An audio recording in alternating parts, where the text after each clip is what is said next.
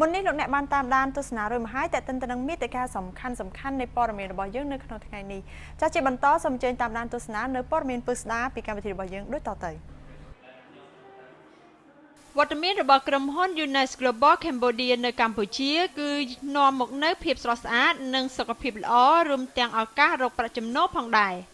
ដោយមើលឃើញពីភាពរីកចម្រើនខាងផ្នែកសេដ្ឋកិច្ចរបស់ប្រទេសកម្ពុជាដែលជាកត្តាមួយជួយជំរុញឲ្យជីវភាពរបស់ប្រជាជននៅទូទាំងប្រទេសកាន់តែមានភាពល្អប្រសើរខណៈដែលជីវភាពរបស់ប្រជាជនមួយភាគធំកាន់តែល្អប្រសើរតម្រូវការផ្នែកសុខភាពនិងសម្រស់ក៏កាន់តែកើនឡើងផងដែរដោយមើលឃើញនៅឱកាសនៃការចាប់យកចំណាយទីផ្សារទាំងអស់នេះក្រុមហ៊ុន United Global Cambodia ក៏បានចាប់ផ្ដើមមានវត្តមាននៅក្នុងប្រទេសកម្ពុជា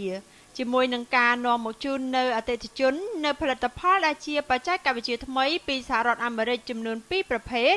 គឺទី1ជាប្រភេទផលិតផលសម្រាប់ថែរក្សាសម្ផស្សនិងទី2ជាប្រភេទផលិតផលសម្រាប់ថែរក្សាសុខភាព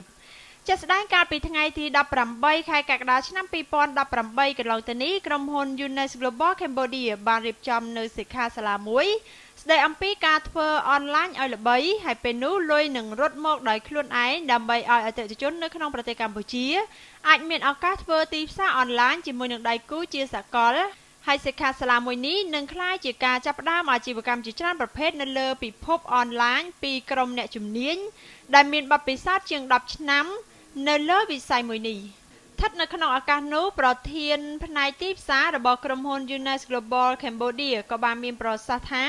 វត្តមានរបស់ក្រុមហ៊ុន United Global Cambodia នៅកម្ពុជាគឺនឹងនាំមកនូវភាពស្រស់ស្អាតនិងសុខភាពល្អរួមទាំងឱកាសរកប្រាក់ចំណូលតាមរយៈការជាវនៅផលិតផលយកទៅលក់បន្តនិងអាចធ្វើជាតំណាងចែកចាយផលិតផលជាមួយនឹងក្រុមហ៊ុនផ្ទាល់ផងដែរសូមជម្រាបថាបច្ចុប្បន្ននេះក្រុមហ៊ុន United Global កំពុងតែមានវត្តមានចំនួន150ប្រទេសនិងមានបណ្ដាញចែកចាយផលិតផលនៅទូទាំងសកលលោក